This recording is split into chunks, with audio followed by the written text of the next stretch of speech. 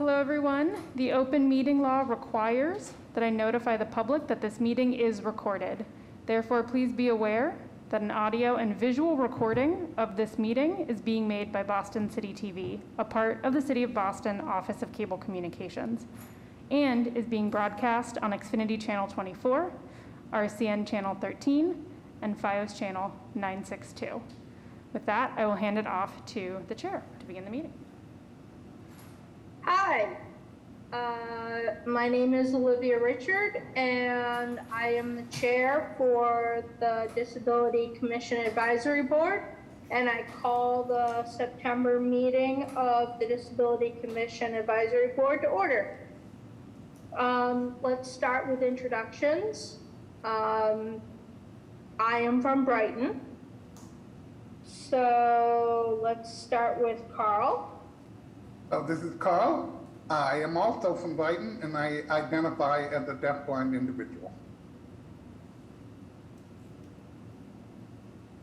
Awesome. Ducia?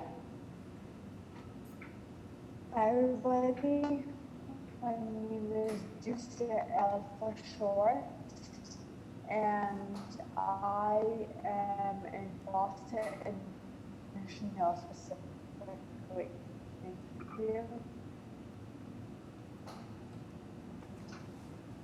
Okay, Paul? Hi, my name's Paul Karen, and I live in the West End, Beacon Hill area. And I want to thank you for including me tonight. And Carl made a good point of identifying who he is. And I identify with disabilities, in particular mental illness, and my family runs in my family. So I just wanted to make that point clear. Thank you very much.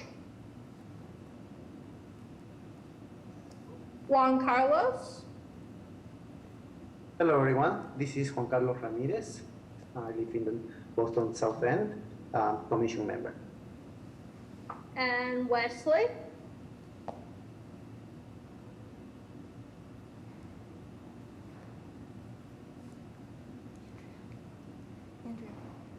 Hi, everybody. I am Wesley Ireland, and I'm a board member as well, and I live in the North End. It's really good to see you all this evening. Awesome. All right, let's...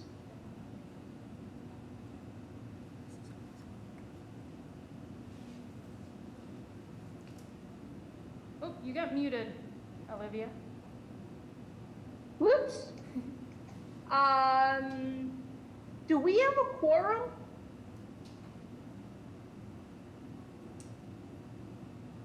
This is Andrea. I think, let me check if the person who just came in as Zoom user is Elizabeth, because if so, I think you're set. Okay. And a quorum would be, this is Carl, a quorum would be 50% plus one. And it's a 13-seat board, although we only have 12 seats filled, and there are 7 people in, assuming Zoom user is Elizabeth. Elizabeth, I don't know if you see, are you the one showing up as Zoom user like last month?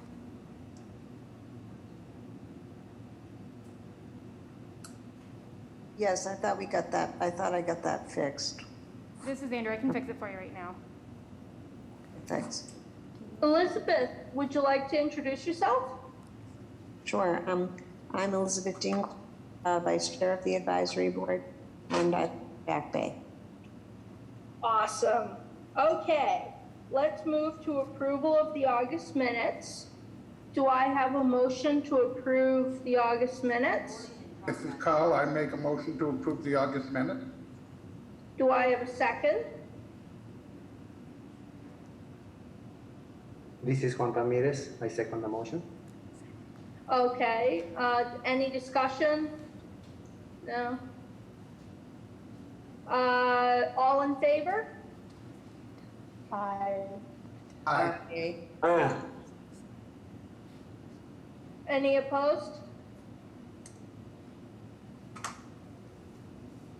Okay, the motion passes, the minutes pass. The minutes are accepted.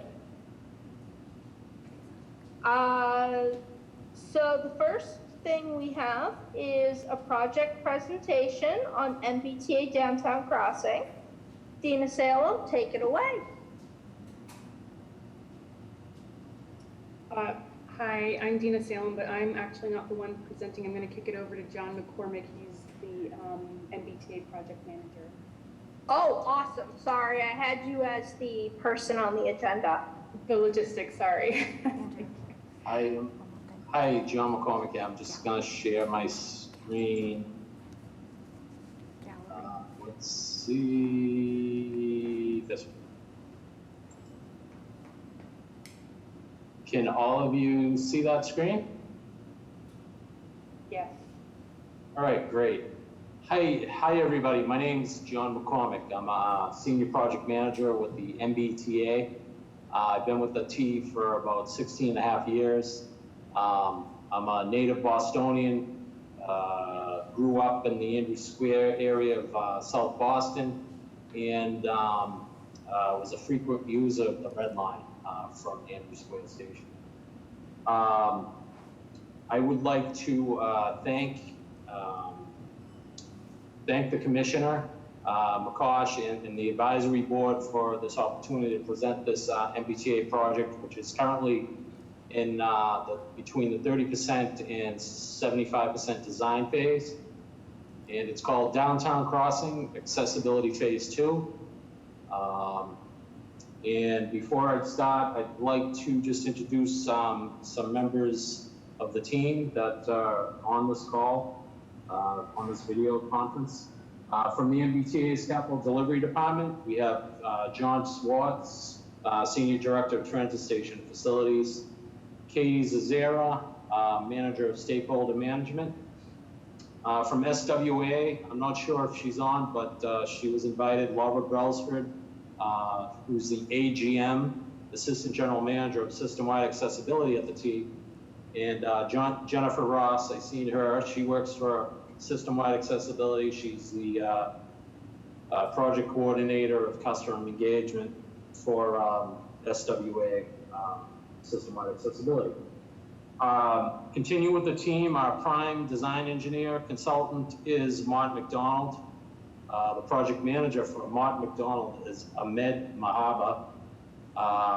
We have a senior project manager of project support, and that's Dina Salem. The architect is the firm Kleinfelder, and representing Kleinfelder is Eric Buffington. They're the architect, as I said. Regina Filler Associates is another part of the team, one of the many sub-consultants working under Mont McDonald. We have Nancy Farrell and Amanda Hagenberg from Regina Viller Associates on this call. They're our civic engagement consultant. And last but not least, we have our municipal liaison, Dino DiFranzo, who is on this call also. Don't mean to hold up any more time here. I'm going to go to the next slide, if I can. Okay. Basically, the agenda, it's history and objectives, Downtown Crossing Station, and the objectives of this project. Scope and locations. We have 3 elevators as part of this project. Park Street, Macy's Elevator, and Winter Street. And we also have the schedule to share with you. And then at the end, we'll give you some contact info and give you a schedule of public meetings we have coming up. The history of Downtown Crossing Station was the Orange Line opened up there in 1908. The Red Line followed in 1915. We have just about completed construction on the Phase 1 elevator project, which provided 2 new elevators that provide an accessible path from Downtown Crossing's Red Line northbound platform to the Orange Line northbound / Oak Grove platform. Those 2 elevators are side by side. and they opened up in June of 2019. Phase 2 is the 3 elevators we're presenting here tonight. There are 3 new elevators. We're replacing an existing elevator, and there is an elevator at Park Street, currently 808, that we are going to remove in its entirety and have a new elevator a short distance away to replace that. And then the Macy's elevator is a standalone elevator, brand new. Obviously, the objectives are to provide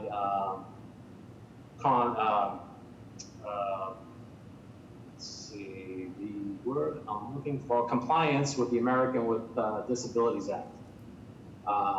Also, it will make passenger transfers and access much more easier and simple. And for the the maintenance costs over the life of these elevators will be greatly reduced because of their brand new.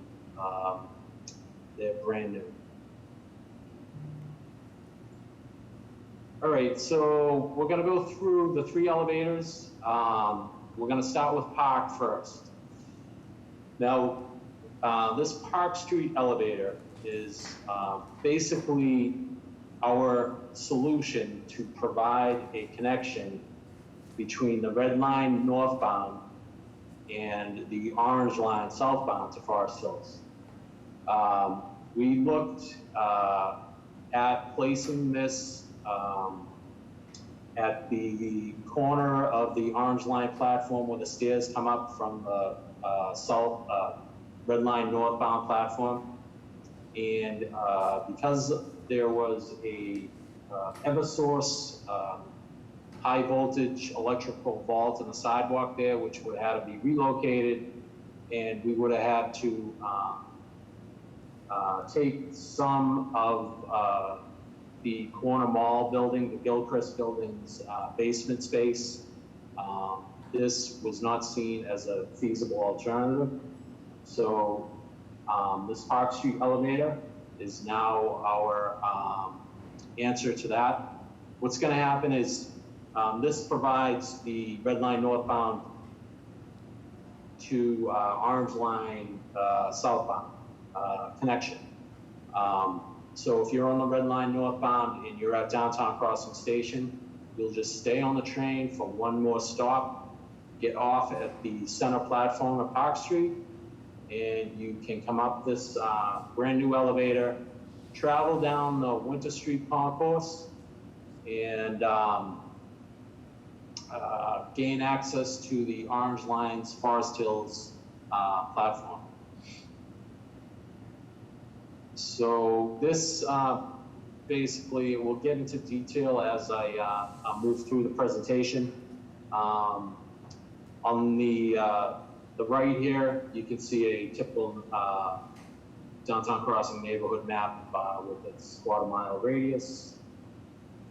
And I'll go to Winter Street. Winter Street is an existing elevator. It's goes to the street on Washington. We call it Winter because it's in the Winter Street building, although the elevator opens onto Washington Street. Winter Street is close by. This current elevator goes down from street level to unpaid level of the Orange Line. And you can access the Orange Line Forest Hills platform right there. Our project is going to take this elevator out. We're going to dig the existing elevator shaft deeper, make it a little wider so that it is stretcher compliant. Give us a little more room than what we currently have there. This will connect down to the Red Line South passageway, which will then provide connections to the Red Line South to either Ashmont or Braintree. The next elevator we have is Macy's. We call it Macy's because it's gonna take a little space, not too much, of the Macy's building in the basement area. Both the Macy's and the Park Street elevators are totally underground. They do not come up to grade or the surface street level whatsoever. They just provide connections between the orange line level and the red line level below. So Macy's is basically going to be plopped right in the middle of an existing stairway, as you'll get to see in the next few slides. Park Street elevator, just a map, Google map, showing you roughly where the location is, basically at the end of Winter Street, where it connects to Tremont Street. You'll see a picture of an existing condition here, basically where this tiled half knee wall is where the elevator will be going. And below you'll see two renderings of the future elevator with the doors facing at the orange line level onto the concourse and facing towards the Army. At the red line, we are extending the center platform for this new elevator. We are getting rid of the existing old elevator. We are also replacing the stairway that is currently in use there now.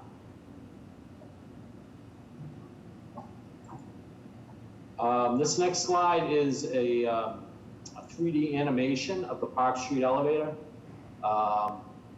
In the beginning here, you can see the tunnels on the bottom. These two tunnel tubes are the red line going under the Winter Street concourse, which is in the middle, in green columns in the middle of that. The elevator that is part of this project is behind the green columns up near the top. Up at street level, you'll see at this top level that we have basically the asphalt or Winter Street and what we have for utilities underneath. And now I'm going to start this animation and just walk you through it as it progresses. So the video takes you, we're basically walking up the Winter Street concourse now towards the green line Park Street area.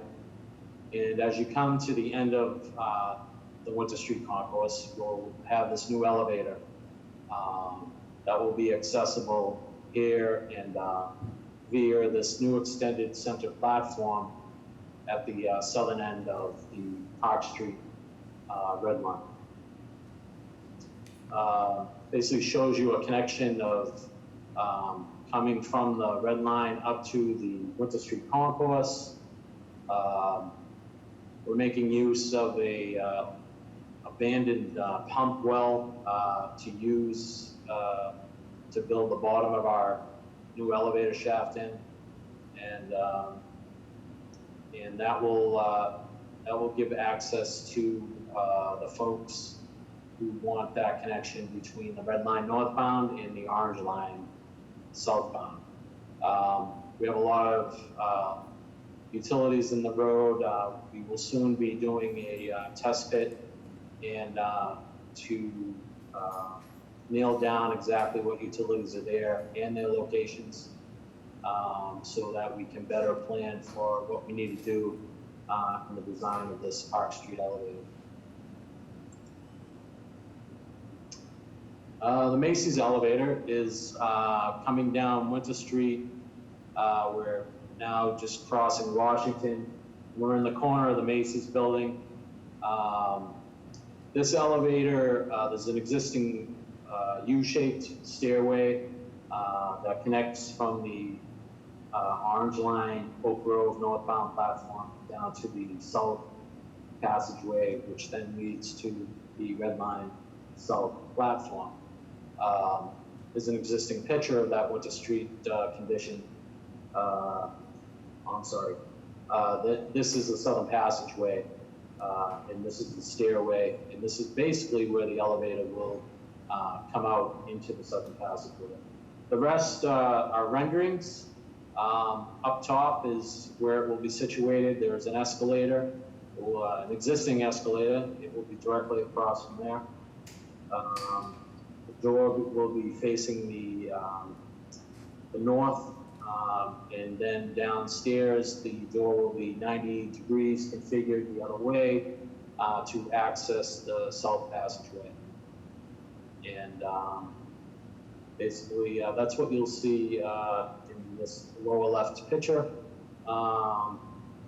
when it's completed.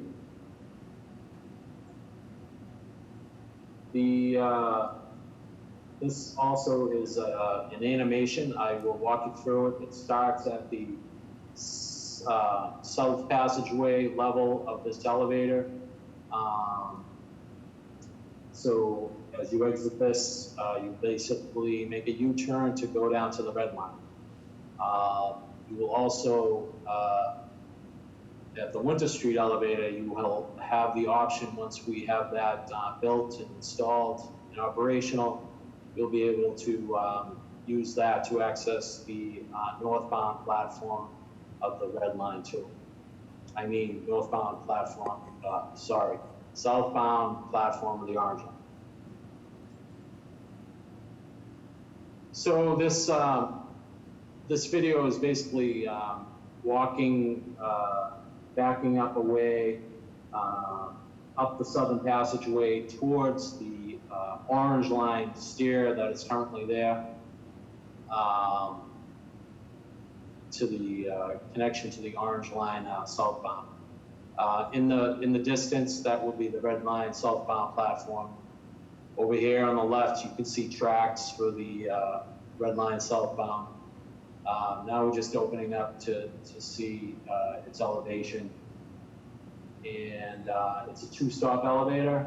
You go from the southern passageway and come up to the Summer Street concourse in the paid area for the orange line northbound. So basically, we are fitting this within the space provided by this U-shaped stairway. We'll have very little interference with the Macy's building, but there will be some structural shoring and underpinning that will have to be done during that. This big blue rectangle square type thing is a Boston Water and Sewer Commission sewer brick line. It's an old one, and we're going to be very careful with it. Most likely we line it in this area, make sure it doesn't leak during construction.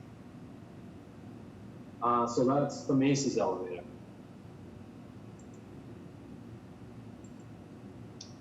Winter Street elevator, existing elevator. We have a picture with the AT&T store. That's the Washington Street entrance. Winter Street is right to the right of that in the picture. Existing condition, again, of this elevator is you come down from Washington Street, you get out of the elevator, exit the elevator, you are on the unpaid side of the lobby here. So you would go pay your fare, and you have the option of going Orange Line south to Forest Hills, or going up the Winter Street concourse to access Park Street Station. Here's some renderings. This top right-hand corner is a picture of the elevator that will have doors opening directly onto the Orange Line platform. We will also have doors opening opposite that into this unpaid area as well. So what's going to happen with this elevator is that you are going to come down from Washington Street. It will stop at the Orange Line. It will open up the doors on the unpaid side. You'll go out and pay the fare. And then if you wish to access the red line, you would come around onto the Orange Line platform and take the same elevator, doors opening on this side now, on the paid side, and you would go down to the south passageway, which then leads you to the red line southbound Ashmont Braintree line. Some renderings here of the new station, new elevator coming into the south passageway. This stairway here with these white legs coming down them is the existing stairway, which will be totally redone during the construction of this elevator. This elevator will open up to the south passageway, and because the level of the south passageway is at an elevation, we will have to make a small ramp to get up to the south passageway path that will then lead down to the red line south. This is a 3D animation of the Winter Street elevator. It starts with a section of the elevator as if you were underground on Washington Street, and there was nothing else there except a slice of the Winter Street building. And now I'll start the video and take you through it. So we're turning to face the section. Up on the left is the orange line tracks with the white columns. This is the stairway of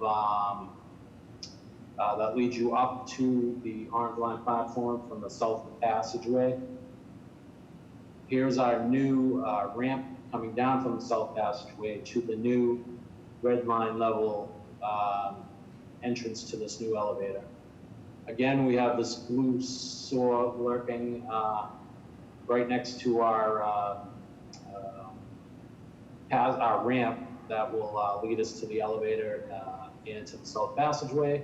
So again, we will be very cognizant of that large saw. And basically it's taking you up to the orange line platform now, where you will see it kind of breaking away, showing you the tracks and basically reversing the steps that it just went through. See the stairs coming into focus again. There will be new stairs, as I mentioned before.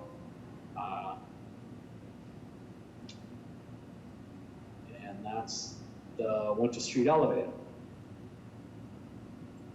Okay. All right. This is our public outreach slide. We do have a website. It's listed here in blue.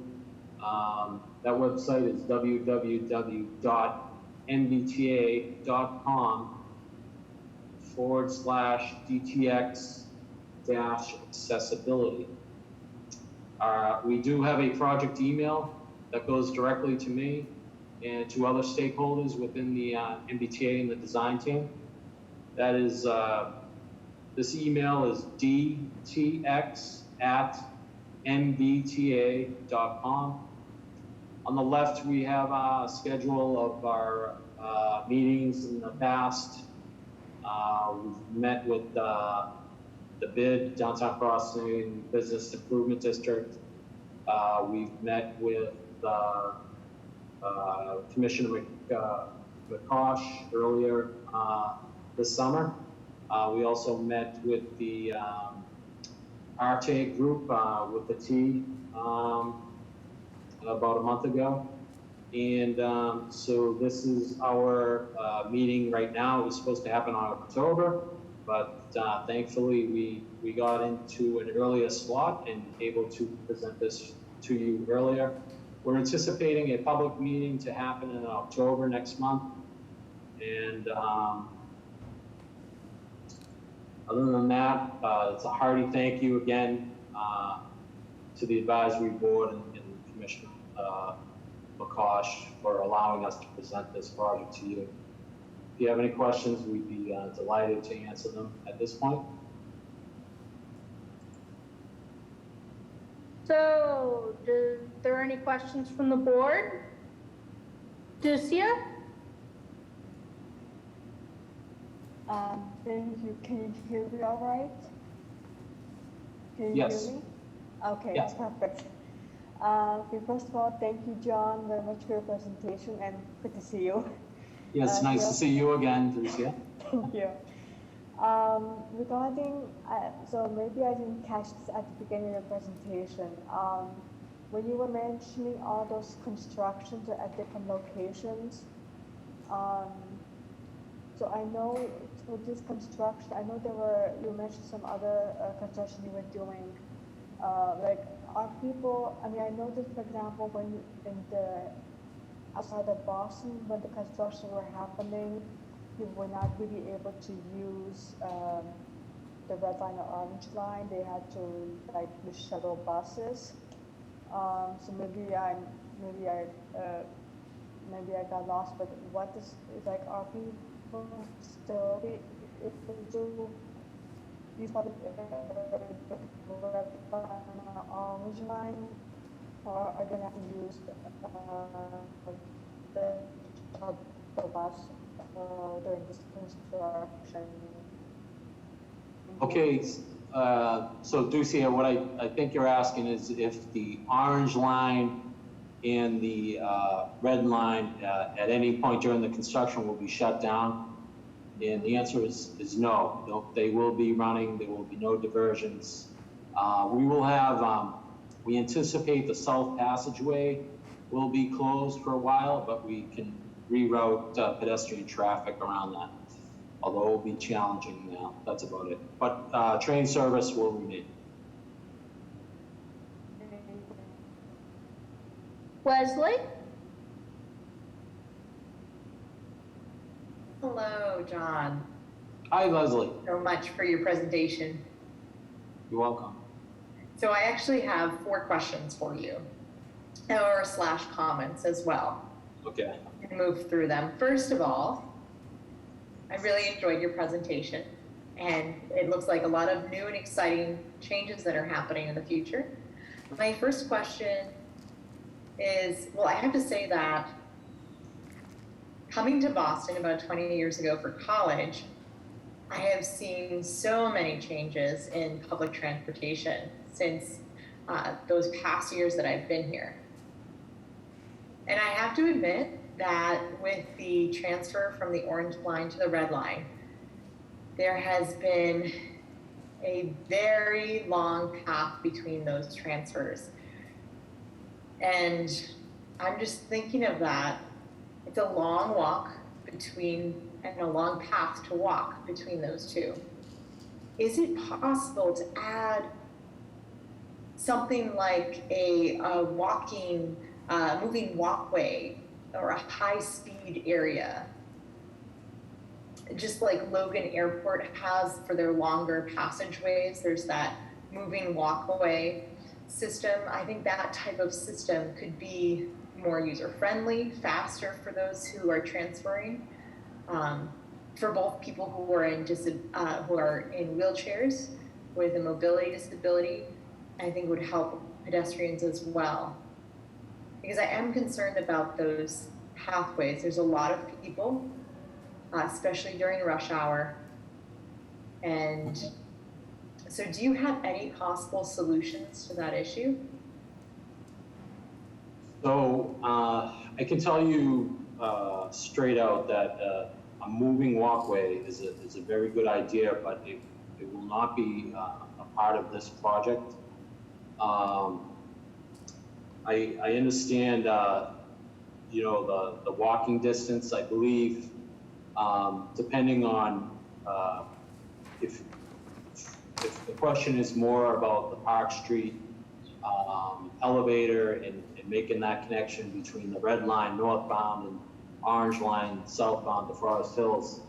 It is related to that pathway, yes. I understand your frustration.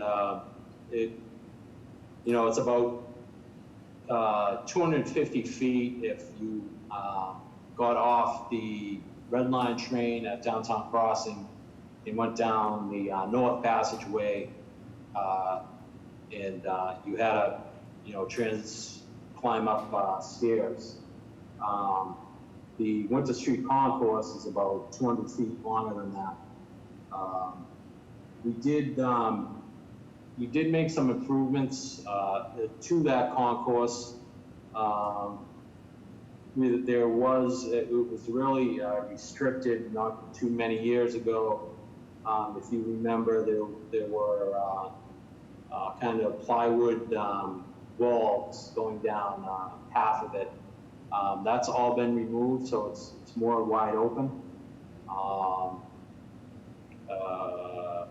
But as far as a moving walkway, I don't think that's feasible.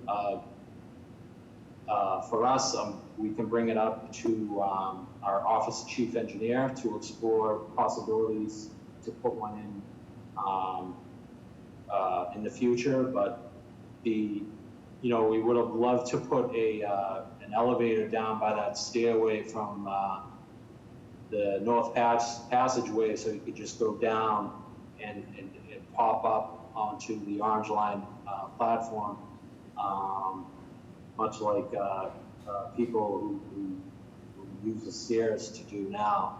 But it was just the amount of work and the cost and really probably time delay with relocating such a huge Eversource electric utility vault to make that happen, and also take a pretty good chunk of the basement of the Gilchrist building is just prohibitive to us. So we've seen this as the best alternative to pursue in light of that. Okay, thank you, John. I appreciate that. So my next question, because it is actually related to the elevator, since you've brought it up as well, I wanted to ask about the elevator. Now, as far as the renovations of the elevator, for all of these examples that you've shown us, will all of them be the same style and size of elevator? And what's the capacity of people who could ride the elevator? Are they larger or the same size that we currently have? Because I think another improvement that is needed is the lighting for the elevators. Yes, we know lighting is a concern, and the design team is taking that. We will definitely have plenty of light. We are adding as much glazing as possible to the elevator shafts itself and the elevator cabs for public safety and line of sight. Wayfinding is a big part of this project. The elevator sizes, the Park Street elevator will be fully compliant size-wise. It will be stretcher and in accordance with the largest size in the Mbta elevator guidelines. Stepping down from that, the Winter Street elevator, we are constrained by reusing the existing shaft, but we are pushing the shaft out on one side to make that structure compliant. Just won't be the full width that we look for in the MBTA guidelines, but again, we're restricted by such this urban setting and old station as far as real estate where we can install this. The third elevator, Macy's, that interior will not be structure compliant, unfortunately.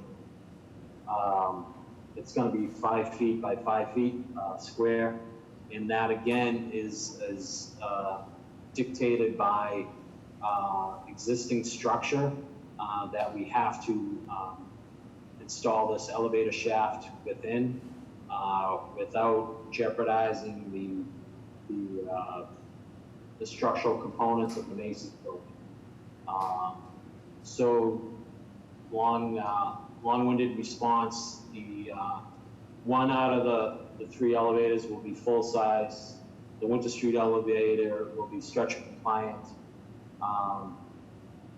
The Macy's elevator will be code compliant, but the small size of 5 foot by 5 foot interior gap.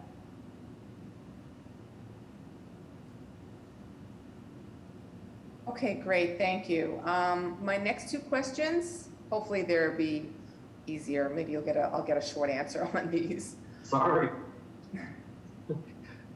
No, that's okay. Ducia mentioned, basically my comment is related to what Ducia mentioned related to the backup. I'm wondering if the new areas are going to be more visible, more visually friendly, I guess, with these changes. Will there be improved signage? This specifically around whether the train is not running or running. I think it's going to be important for people to be able to get information and updates about the train running or not. So I'm wondering if there are going to be changes related to that, including the signage. So at this, the wayfinding is a major component of this design. We know it's a challenge for even the most seasoned Mbta customer to find their way around at downtown crossing station. So wayfinding will be of the utmost importance. Lighting, security cameras, glazing, additional glazing to provide that more open feeling. Those are all aspects of the design that we have incorporated into it, in trying our best to abide by the Mbta elevator guidelines and all applicable codes, building codes and whatnot. Excuse me. We do not anticipate shutting down either the orange line or the red line during the construction of this. Okay, thank you so much, John. And again, one more question. In your presentation, you were talking about obviously the specific area downtown, and I was doing some thinking about another nearby area, the Haymarket Station area. I know the renovations that are undergoing there. I'm just wondering if you actually have any information related to that project. Will you be presenting that maybe next month, or do you have updates? And the reason I'm asking you is because it's really important. I think I'm looking forward to seeing these changes because it's near City Hall, and that outside area near City Hall is also undergoing renovation. So I'm just wondering about the status of that project because it does impact, and it's probably timing related to what's happening at City Hall Plaza. I have strict borders up, and I compartmentalize projects, and that project is not in my domain, so I do not have information to share on that tonight, but I can definitely find out who does have the information and forward that on to the advisory board. Okay, that's great. Thank you so much, John. I appreciate it. That's all I have for now. Thank you. Okay. Elizabeth? Yes, thank you. Thank you for the presentation. Just a quick clarification. I think, was it the Macy's elevator that you said the elevator would would be located across from the escalator? Is that a correct understanding? That's the way the door open? The doors would not open facing the escalator. The doors will open facing the Summer Street concourse, the fairways, but just to to give people an idea of the actual location of the elevator, it's, you know, it will be, the shaft, the side of it will be, you know, across from the escalator. That currently comes up from the south passageway up to the Orange Line northbound. And just to, following up on Wesley's question, that is the one, again, what are the dimensions for that elevator? That is our smallest of the three. That is 5 feet by 5 feet interior cab dimension. Okay. All right, because that was certainly when escalators and elevators are in close proximity, that's always a safe, but that's helpful to know that they're not facing each other. Thank you. You're welcome. I actually have a question for you, or not really a question, more of a comment. Sure. The 90-degree turn elevator. Macy's, yes. Yeah, you know, scooter users and those who don't have a very good turning radius, particularly if they're riding with other parties, are going to have an issue with that. Because you have to turn in the elevator while it's moving. We could, you know, just thinking of it right now, I'm not quite sure why we would have the 90-degree. Now it's coming back to me. I think we couldn't have people queuing up in that south passageway for the elevator because, you know, egress code and whatnot. So we had to move anybody who would be standing, waiting for the elevator at the south passageway to get out of the path of travel of the south passageway. So that's why we have a 90-degree, unfortunately. I just wanted to bring that up, that those who have a tiller in front of them or don't have very good turning abilities in their mobility equipment might have an issue with that elevator. Okay. If we are scheduled to perform a survey in the Macy's basement, if we can find any more room available to make that a bigger space, bigger than the 5x5 that it is right now, we will certainly make that happen. Awesome. Thank you. You're welcome. Okay, board, is there anyone else who has any questions? Yes, Madam Chairman, this is David Vieira. I have a question. If Go ahead, David. Is Laura Brelsford on the line now? Is Laura with us? No, David, it looks like unfortunately Laura was unable to join. All right, that's fine. I'm sorry, John, I'm sorry I missed your presentation to RTAG, but I'm just as glad to talk to you here at the Disability Advisory Commission. Laura and I have gone back and forth about elevator issues many times, including the newly installed elevators at Central Station and at Wollaston Station, and at the proposed work being done that's going to start at Symphony Station, which is going to have 4 new elevators. And the issue is having the control panel of these elevators being backlit so that people don't have to look at the 4 corners of the place to see where the control panel is to push the buttons. And Laura has given me a whole string of reasons why the MBTA can't do it, and I've given her a whole string of reasons why it's important that backlit panels be installed in these new elevators as a matter of accessibility. I am low vision, and I it's real difficult for me to search out the four corners and then press the wrong buttons because I can't see what I'm pressing, and I usually end up pressing the wrong buttons. So I'd like you to comment on that, and I'd like some of the commission members to weigh in on that subject also.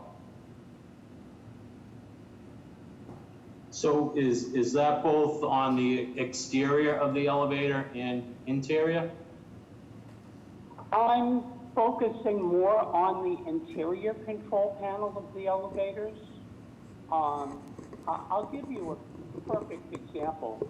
I was at Quincy Station the other day, and I was accessing the elevator to go down to the commuter rail platform, and the elevator itself is very dark, and I had to feel around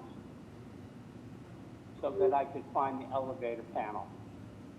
And that just should, if it was a backlit panel, I would get on that badly lit elevator and I would be able to see the panel.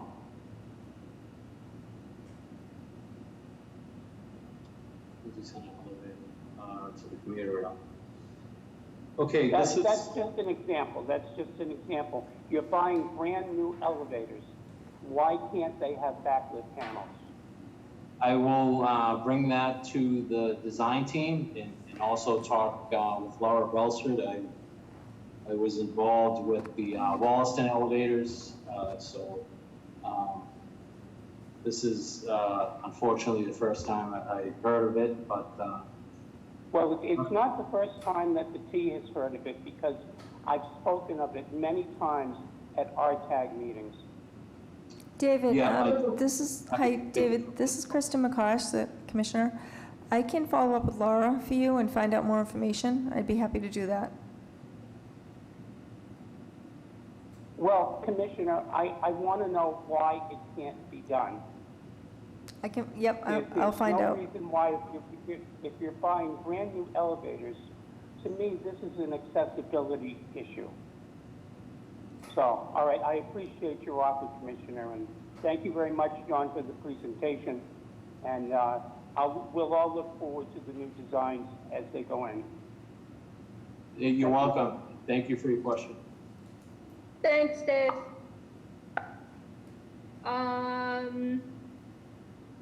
If there isn't anything else, we should move on to the next presentation. I think there may be a question from the member, sorry, this is Andrea. There may be a question from a member of the public. C. Paul Concetta, are you able to unmute and speak? Yes, but I wanted to ask the T representative to walk me through what happens if I get off the train at Downtown Crossing, coming from Forest Hills. I go to the Charlie Card store, and then I want to go back to Forest Hills. When these new elevators are in place, can he walk me through what I would have to do to be able to go back to Forest Hills, please? So I'd be happy to attempt to answer this. So if you get off the Orange Line coming from Forest Hills and you want to go to the Charlie Card store, you would basically go through the fare gates down to the Charlie Card store, take care of your business down there at Charlie Card store. And then to come back to Forest Hills, you would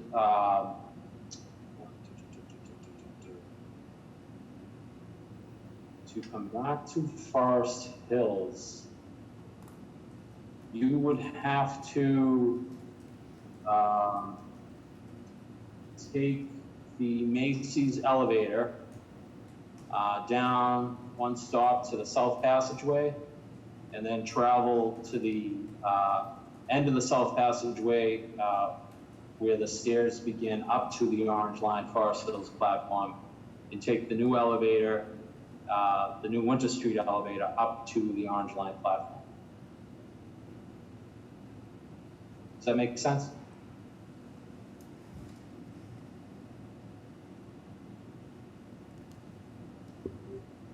You may be on mute. I can't hear anything. Oh, yes, I was. Thank you. I don't have a visual of the elevators in my head. The one I am most familiar with is the one on the center platform at Park Street. So let me ask you a final thing. If I am coming in on the red line, and by the way, I spent 20 years living in South Boston, sandwiched between Andrew and Broadway. So if I was coming in from South Boston and I got off at Downtown Crossing and I wanted to access the Orange Line to Forest Hill, what would I do then with the new elevators in place? So you would stay on the train. You would not exit the train at Downtown Crossing. You would stay on the train to Park Street, exit the train on the left side to the center platform, and take the new elevator at the very end, southern end of the platform, up to the Winter Street Concourse, and then travel down the Winter Street Concourse to the Forest Hills platform. Okay, thank you very much. I'm hoping, though, that there will be clear signage so people will know what to do, because I am recovering from a broken ankle and I did so much running around at Downtown Crossing and walking on the ground from Downtown Crossing to Park Street, and then one worker suggested I had to go up to ground level and walk across the street. So I appreciate what the T is doing. I depend almost 100% on the T for transportation. So thank you for what you are doing, but please ensure that there are clear signs directing people as to how to get there. Thank you. We will, and also obviously we will have our train operators announce it properly, as they approach Downtown Crossing and then as they approach Park Street coming from the south.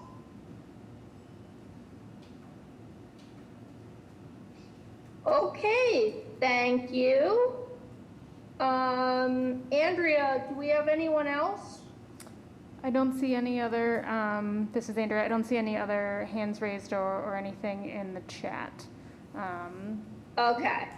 Yeah, I don't see anything else either. So thank you for your presentation. Thank you.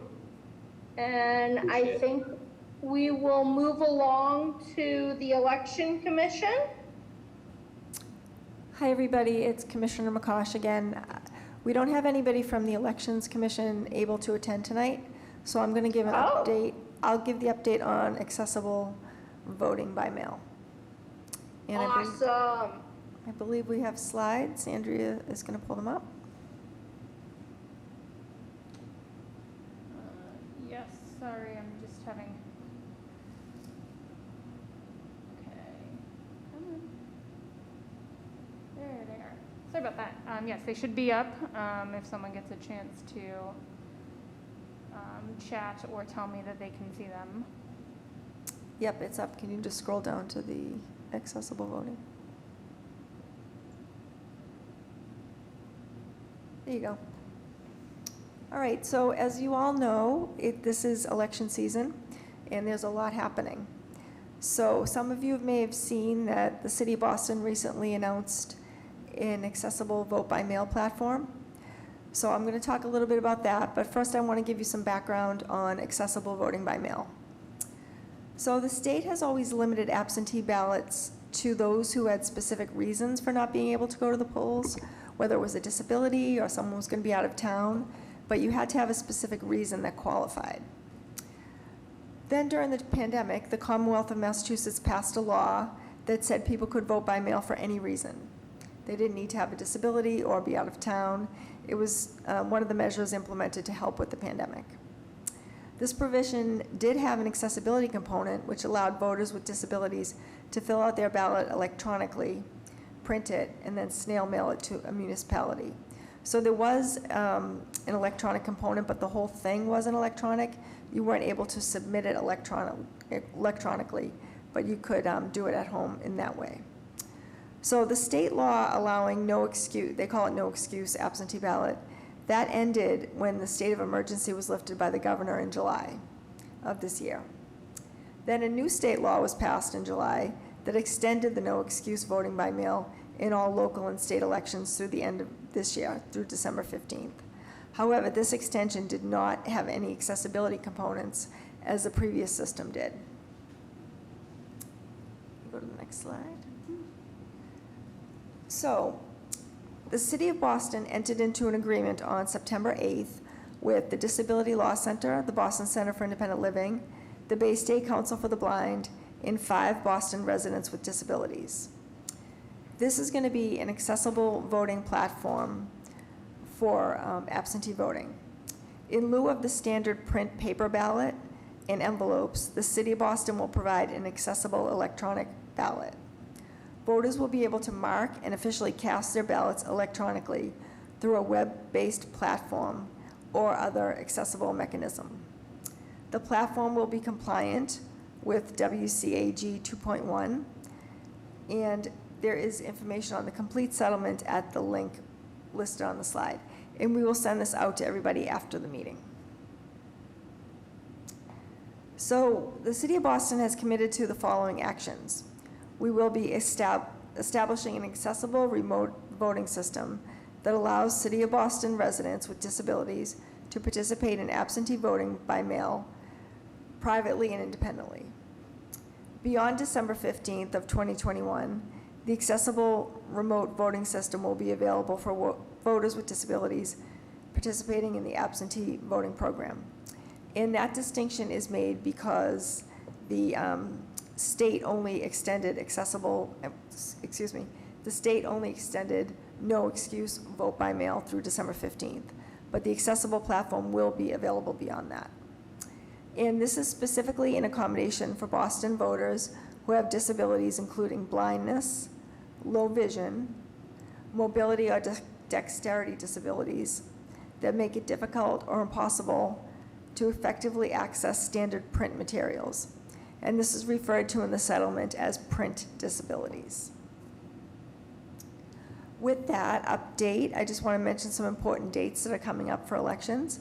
October 13th is the deadline to register to vote in the 2021 general municipal election.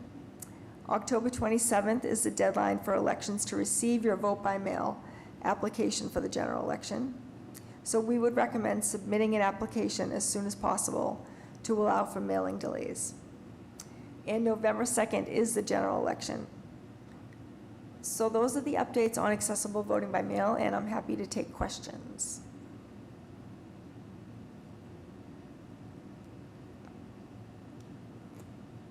Does anyone have questions for the commissioner?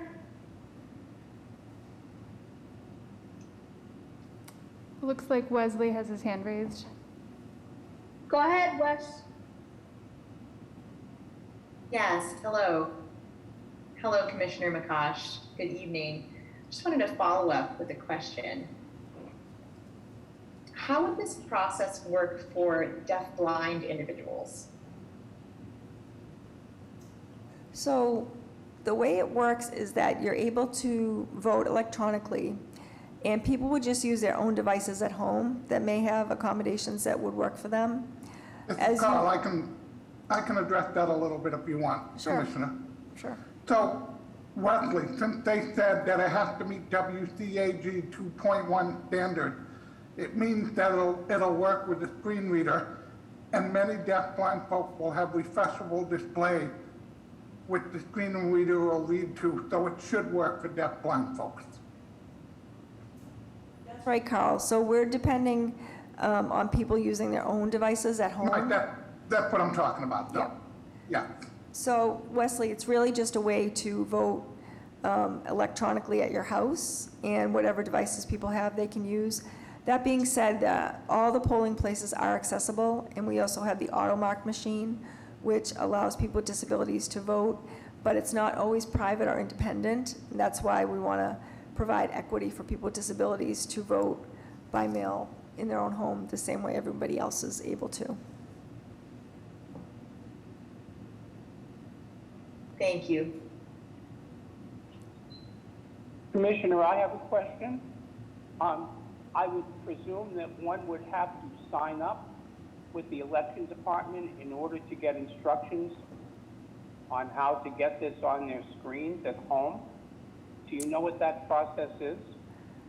There is a process, and we can send you a link to the information. We don't have to, you do have to submit a request for an absentee ballot. And maybe I'll turn it over to Andrea. Do you know the specific steps? Yeah, so hi, this is Andrea. When you submit that application, it's the same application that every other voter applying for an absentee ballot would request. And you can email that to the Elections Commission. And when you do so, in sort of the body of the email, indicate that you are a person with disabilities requesting the accessible vote-by-mail system, at which point they will be in touch with you directly about accessing the system. So they have, this is a slightly new system, but the Elections Department has communicated electronically with voters in the past, for example, overseas and overseas active military voters. So once you submit the absentee ballot request, indicate you want the accessible vote-by-mail accommodation, and the Elections Commission will be in touch with you. We can email out that specific link to that application and the email at which you are supposed to submit it. Thank you. I appreciate that information. Yes, as Andrea said, it's a new system. We're just getting used to it now, and we haven't really spread the word, but we certainly will do so before the general election in November. Does anyone else have their hands raised?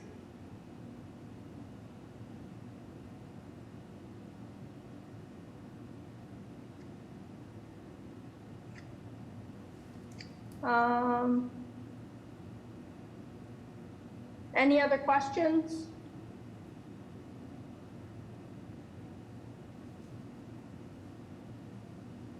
Okay. Seeing none, and no one said they.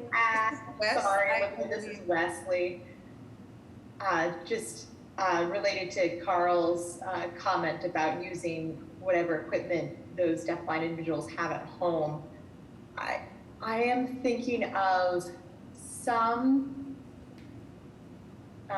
individuals who may not use equipment. They may use a provider for communication. So I want to make sure that it's accessible to them as well. So for some people who might not be online, there's always the option to do the standard absentee ballot and have somebody assist them with filling it out. We can ask about other, like using other devices, maybe at like a library or things like that. I don't have that specific information, but this is a huge improvement in accessibility, and it's just another tool, so to speak, in the toolbox to allow people to vote independently, people with disabilities. Because as I said, we do have the auto mark, we do have the standard absentee ballot that someone can have somebody else help them fill out, and now we have an electronic platform. So this specifically is to address electronic voting at home, but the other ways are also accessible. And the one question I don't know is if you can use like a public computer, but I can find out about that. I don't see why you wouldn't be able to, because it goes through an email address. So we can find out, but thank you for raising that.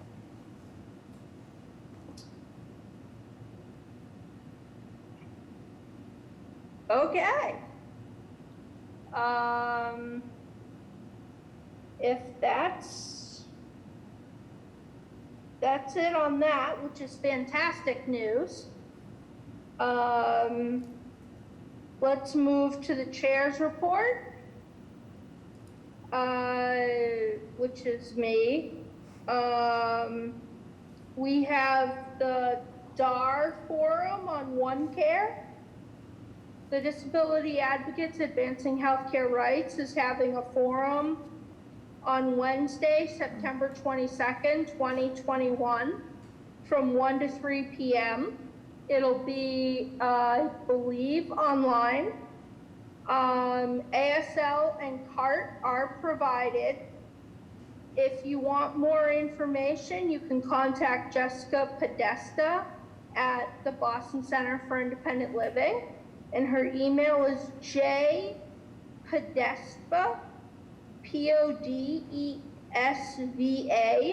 @bostonsil.org. And that will be about the proposed changes in OneCare, listening to how OneCare is going for people who are enrolled. They want to hear about your good and your bad, so that they can make better changes to the program that will help everyone. I wanted to remind folks that, again, there is an in-home vaccination program that's available to people who are stuck and can't get to a vaccination site, like a mobile vaccination site, or to their provider. If you're homebound, the phone number for that is 833-983-0485, and you can call that from 9 to 5, Monday through Friday. They provide the Johnson & Johnson vaccine if you are over the age of 17. If you're between 12 and 17, you'll get the Pfizer. And I had said what the commissioner just said about the last hour and day for registration for voters for the municipal election. So make sure you get out and register to vote on November 2nd on October 13th by 8 p.m. And that's all I have. Commissioner, the floor is yours. Thanks, Olivia, and thanks for those updates. That's really important information that you gave out. So Andrea's going to share her screen again. I have some updates on the work that we've been doing over the last month.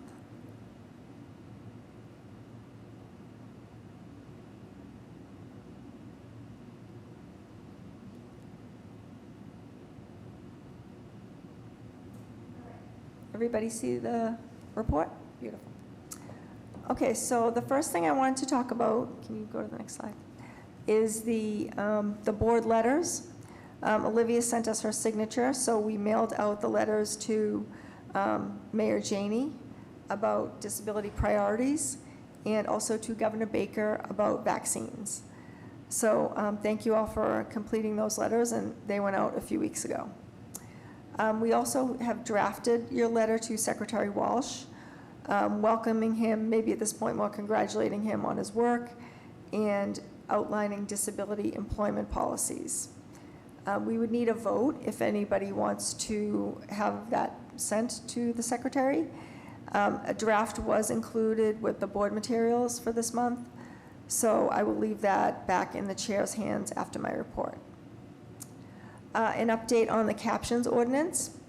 So we are working with City Council to have a hearing on the ordinance, and the hearing will be held virtually to discuss the different aspects of the implementation and the effect of the ordinance. And just so everybody knows, this ordinance will require TVs that are in public-facing businesses and gyms, restaurants, bars, things like that, to have their captions turned on, so that people who are deaf or hard of hearing can access the information the same as everybody else. So we have a hearing scheduled for the second week of November, and we will get the word out broadly to have people attend. You can give comments to the City Council. I will be there along with Workforce Development and the Human Rights Commission, who's going to work on enforcement with us, and we'll also be reaching out to the business community to get their input. The hearing is being sponsored by Councilors Flynn, Mejia, and Braden, and it's part of the City and Neighborhood Services Committee. So once we get more finalized details about the firm date and the time, we will get that out to you, and we hope you will spread it to your networks. And then a little bit of exciting news, we'll be posting our full-time ASL in-house position next week. So once that goes live, we will email everybody and ask you also to push that out to your networks. And then an update on the outreach and educational videos we've been speaking about.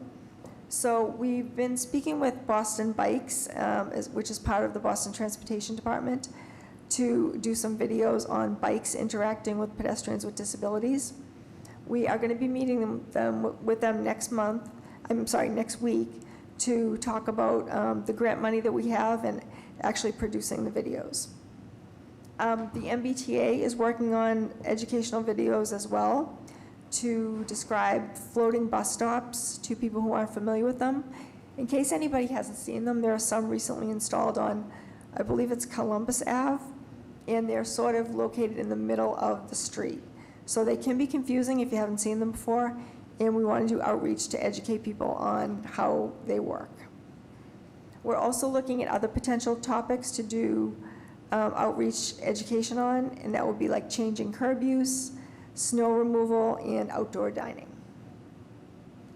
I'd like to stop here and see if anyone has comments on any of these issues.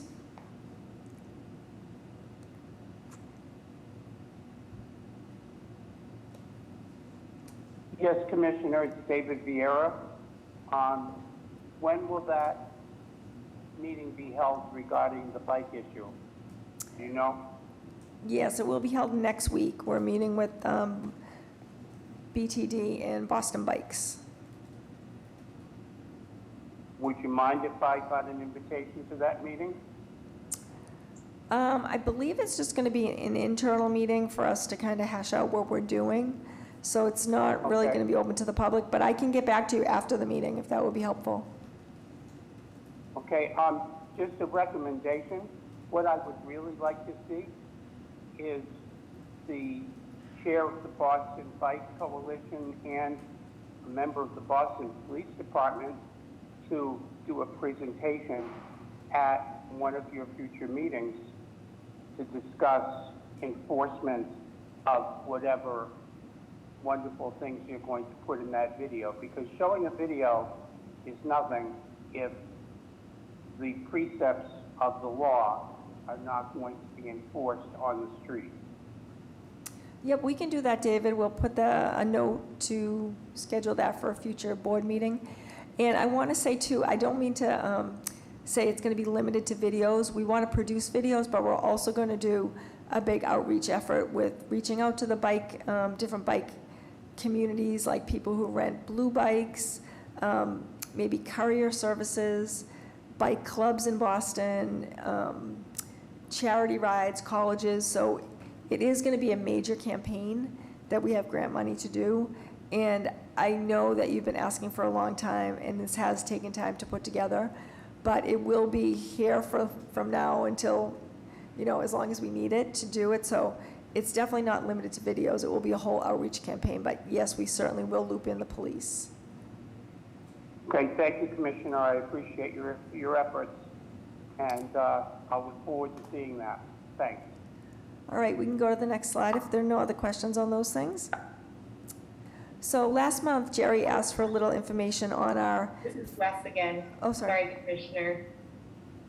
Sorry. I'm just very excited about the caption and that's going forward. Finally, things are in progress. So when you know, or you think you know, the confirmed date and time, you had mentioned the second week in November, because I think it's really important to know in advance so that I can outreach to the deaf and hard of hearing community and they can be present for that meeting.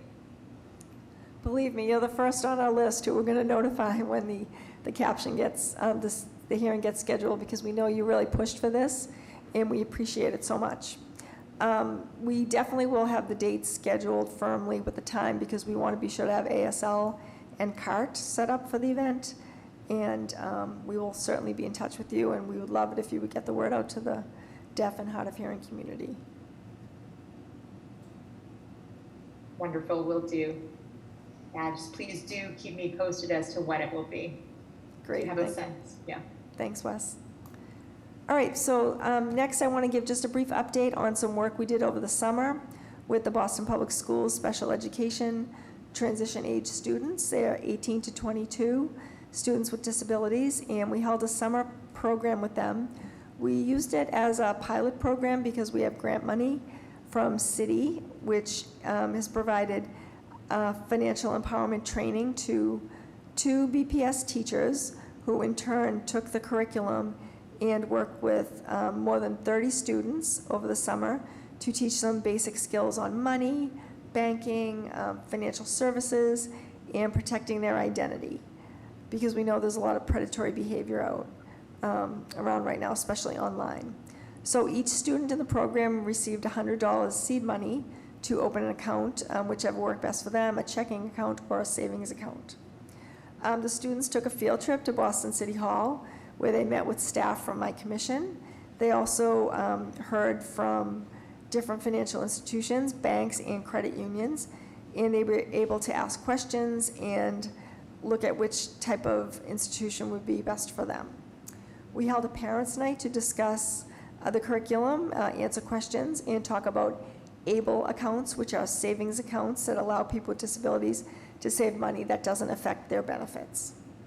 So we are now planning this initiative for 150 students this fall, and we're expanding the curriculum, and we'll be working more with parents and guardians to really get them some knowledge about ABLE accounts. Because we know kids, when they get out of high school, they can kind of fall off a cliff as far as services go. So we really want to help empower them to work on their own financial picture, because a lot of them will be getting jobs and they'll have a paycheck. So we want to help them figure out what to do with that paycheck. And additionally to that, we also will be looping in some of these students during National Disability Employment Awareness Month. And on that note, we have several activities lined up for October, which is National Disability Awareness Employment Month. I had said that backwards. Anyway, we're doing our annual Mass Rehab Commission virtual internship program. We have 11 residents with disabilities screened for the program, so we'll be working with them. We're also hosting a panel called How to Get a Job with the City. It will be a virtual panel. We're going to bring together human resources staff from 5 city agencies that have their own job portals and applications. So that will be the General City of Boston, basically like City Hall departments. It will be the Boston Public Health Commission, the Boston Planning and Development Agency, the Boston Water and Sewer Commission, and Boston Public Schools. So each one of those agencies, they're all city agencies, so it will be a City of Boston employment opportunity, but they have their own job portals and their own applications. And some of them may have different requirements regarding residency, they'll have different benefits. So we want to bring all those people together to talk to people with disabilities who are looking for work. And the people we're going to invite are pre-screened residents of Mass Rehab, Mass Commission for the Blind, Deaf Inc., and the Boston Public Schools Strive program. So I'll pause here for any questions or comments.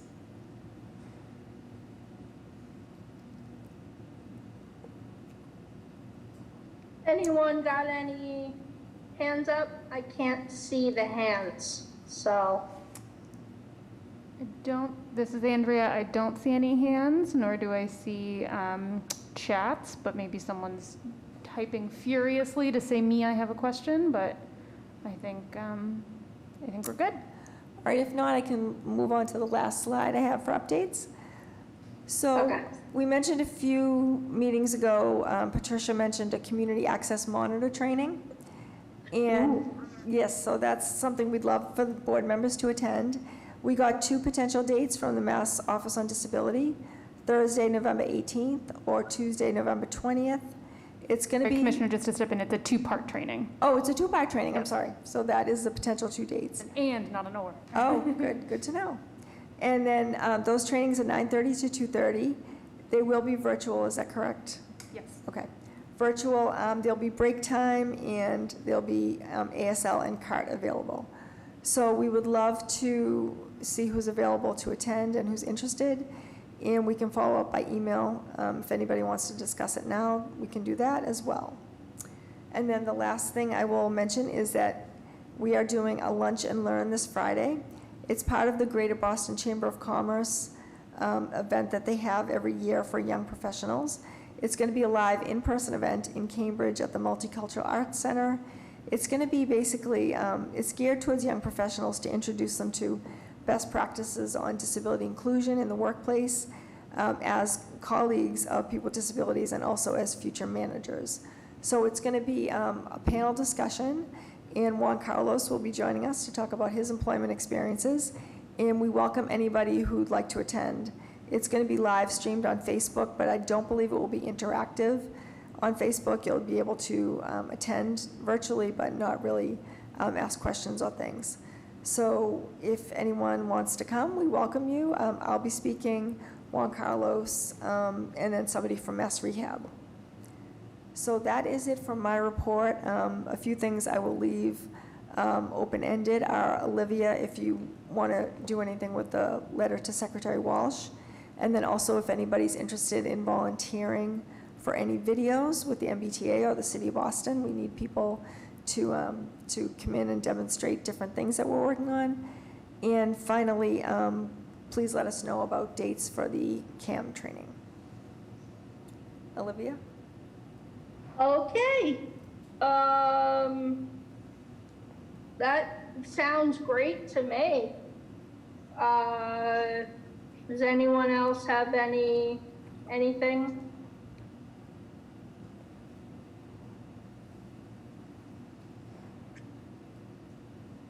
This is Andrea. I don't see any questions in the chat or hands raised, but if I may, I will just add that I will email out the link about our event on Friday if anyone wants to share it with their networks. We welcome everyone. We know most of you all, don't need disability etiquette training, as it were.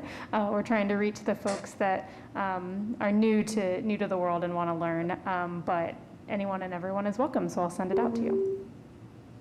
This is Carl. Go ahead, Carl. I don't know if this is on the agenda later on, but Commissioner McCosh mentioned that the letter to Secretary Walsh should be voted on. So if this is an appropriate time, I would like to make that motion. Wait, I think we're going to bring that up in new business. Okay, all right, then I'm sorry. Okay. No apologies needed.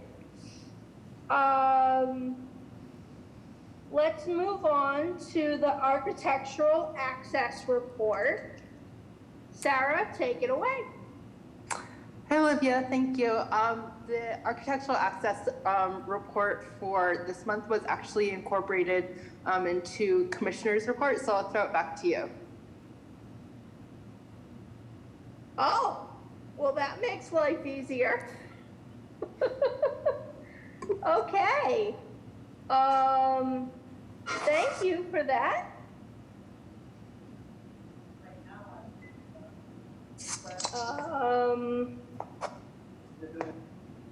Announcements? Does anyone have any announcements? Go ahead, Wes. Yep, I have something. Yes, I do have an announcement. On Sunday this weekend, the Deaf and Hard of Hearing, there's a Deaf, Blind, and Late Deaf and Community Day occurring at Fenway Park. So you're more than welcome to join us. I'd be happy to send you the link to purchase tickets if you want to go to the game. And part of this actually is a fundraiser that benefits another nonprofit organization that serves deaf people. So you're more than welcome. Everyone's welcome to come. If you've got nothing to do on a Sunday and you want to come to Fenway Park, join us. Any other announcements? Olivia, I have an announcement. It's David Vieira. Go ahead, Dave. I don't think I've ever mentioned this before, but the Citywide Friends of the Library book sale has returned to the Central Library in Copley Square, and we'd love to have you all join us on October 2nd from 10 a.m. to 4 p.m. in the lower level of the McKim building, and the McKim building can be accessed from the street by the accessibility ramp outside, and then you can go in and go downstairs to the lower level through the McKim elevator. So we would love to have you all there if you are interested in picking up some really good books for your winter reading. Thank you. Welcome.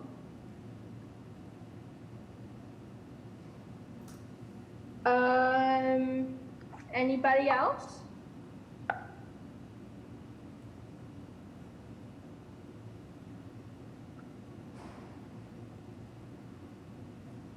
No? Okay. Old business, the letters have been sent out, so that's scratched off our to-do list. I contacted the Boston Center for Independent Living about doing a survey. They didn't get back to me about doing a survey for the candidates. So I think we are on our own as an advisory board on this. So let's start that work as soon as we can, because November 2nd is gonna come real quick. Now that the field has been kind of whittled down for us, it'll make what we're gonna send out a lot easier. Olivia, this is Andrea. Just to let you know, I just happened to know this as a resident here. There was a letter sent to mayoral candidates in Cincinnati about disability issues, if anyone wants to look at that as a model. I'm from Cincinnati, that's why I know. So I happen to know that, if anyone wants to look that up. Ooh, I think I will. Letter.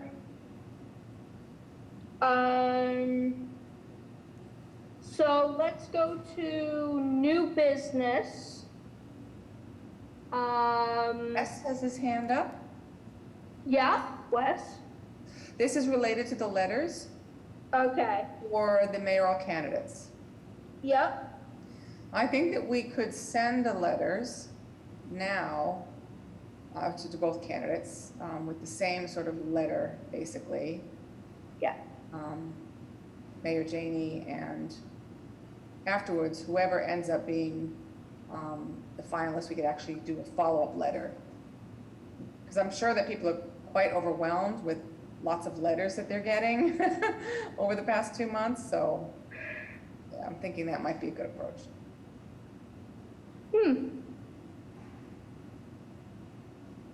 Take that into consideration, definitely. I know my mailbox has been overflowing with candidate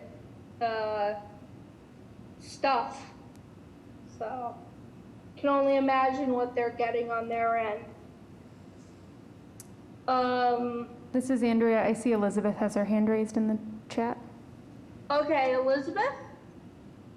Yes, I just had a quick update regarding the Ride Flex program for people. Oh, yes. Yes. Well, it's we're in the process of trying to clarify some important information, but we've just learned today that two things. But those of us who are members of the RTAG Ride subcommittee were not given any heads up, had no knowledge that this was coming, and so we promptly followed up with an email and received word that this change in which the prior, let me just state for those who might not be familiar, that people who were a part of the pilot program before it became the permanent Ride Flex were told that that their levels would not be diminished if someone already had 20 rides a month, 30 rides a month, et cetera, based on prior considerations and that allocation, that those levels would not be decreased.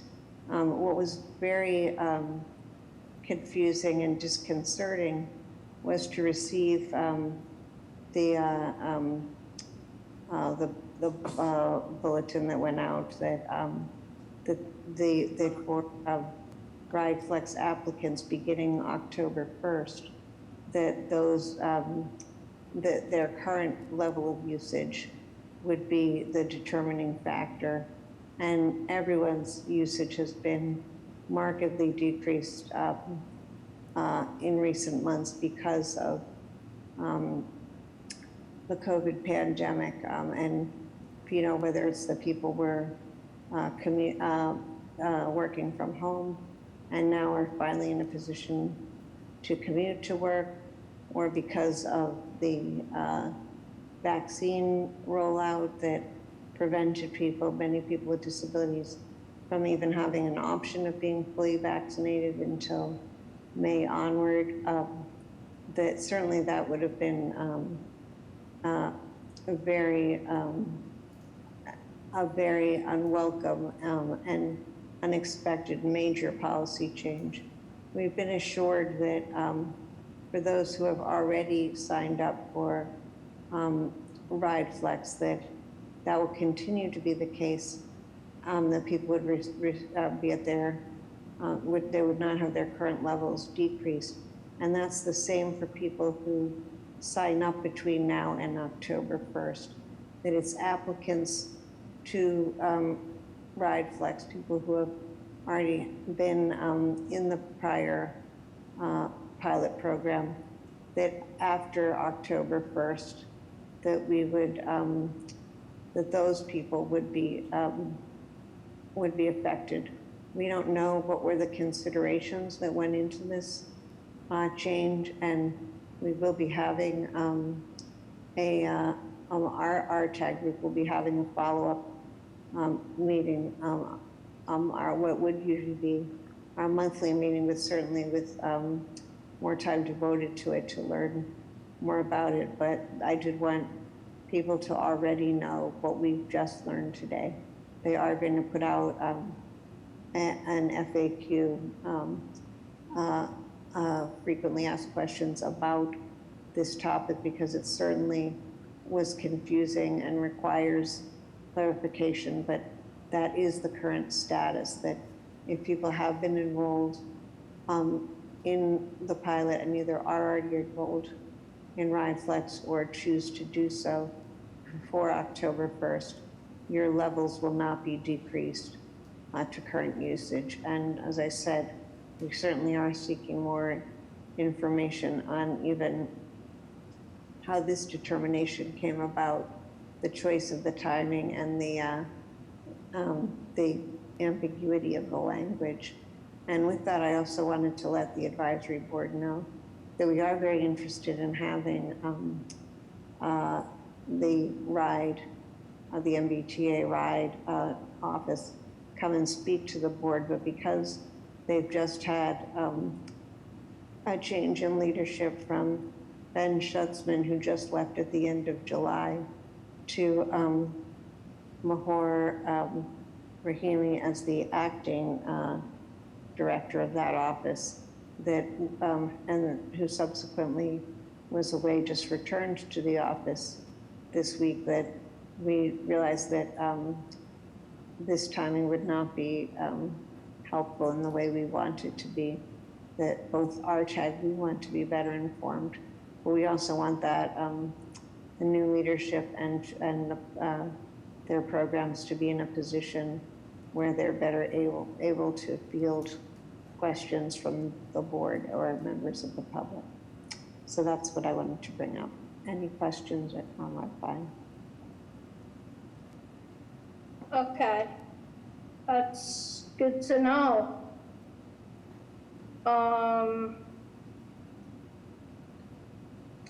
So getting back to the Walsh letter, as new business, is there a motion to approve the draft letter that was sent to us is Carl. Yep. I'll make that motion to send a letter to Secretary Wasser at the I Department second. of Labor. That's Paul, I second. Okay, any discussion? Under discussion, I just want to add that the date is July, and I will update it to the date of this vote before sending. Okay, thank you. Not bad, it only took us 3 months this time. Oh my God, it's true. Ooh. Okay, if there's no discussion. Olivia, I have a discussion. Okay. I just wondered, I think it is helpful that there are some points that are highlighted, but I think if there's any way, just with not as a major overhaul, but if there's any way to bullet out a few of those points, a few further points that I think in particularly with offices in the cabinet, that I think that's not a customary approach that they're used to seeing, but I just think walls of text are probably less likely to get read. Commissioner McCosh, I agree with you. It can be more challenging to read like that much text. So we can work on that in the office and send out an updated draft with changing it to bullets and adding the correct date. Would that be something that you'd support? This is Carl. I would consider that a friendly amendment to let your office work on it and then send it out with having to re-vote on it again. We're happy to do that if the board wants to support it.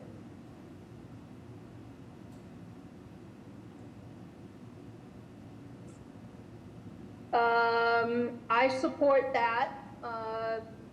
Is there a second to his friendly amendment? You see, I seconded. Okay. Let's take a vote to allow the letter to be sent out after modifications by the Disability Commission.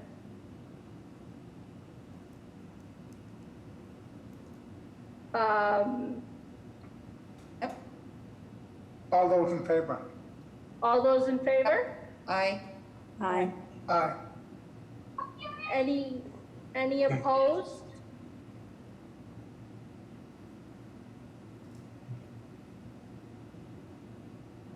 No? Any abstentions?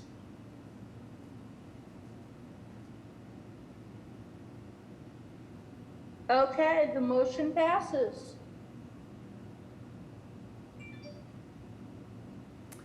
Great, so we will make the formatting changes related to bulleting out the points and make the only content change of the date to be the date of today's vote. And with your approval, Chair, we will use your signature and get that. That one we will probably email because we have contacts that we know reach him through email. So. Perfect. Perfect. Okay. Public input. Is there any public input?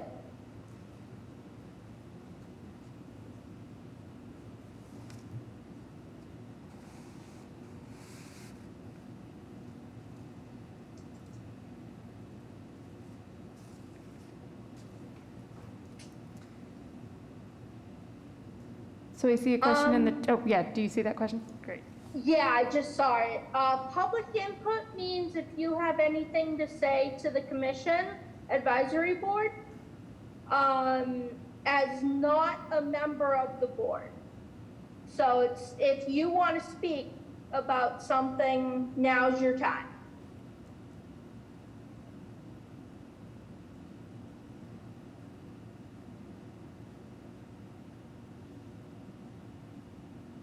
Well, I'm here as an observer, And I have to say I'm very impressed with the meeting and how it is being run.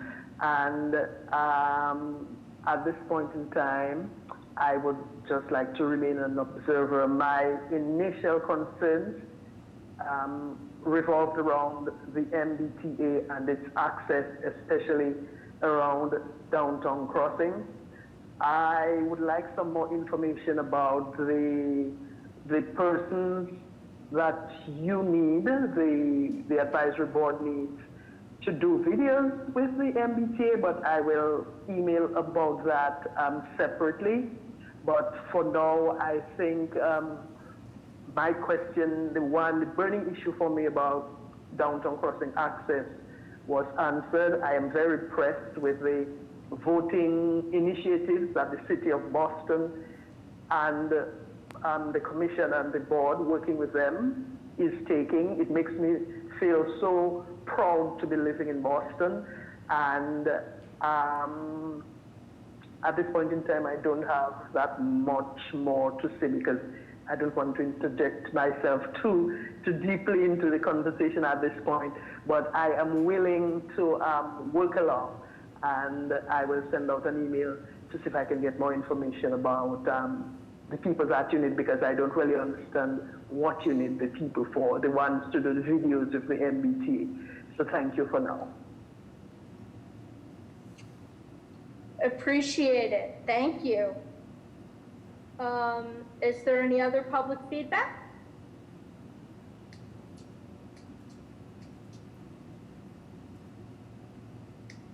Olivia, do I get to make my motion?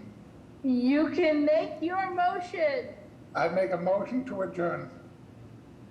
Okay, second? Second. All in favor? Aye. Aye. Aye. Hey. It wouldn't be a meeting unless I made that motion. Come on, guys. It's true. It's true. Okay. We'll see you all next month. Bye-bye. Thank you. Bye. Good job. Thanks, everyone. Thanks. Bye, everybody. Good night.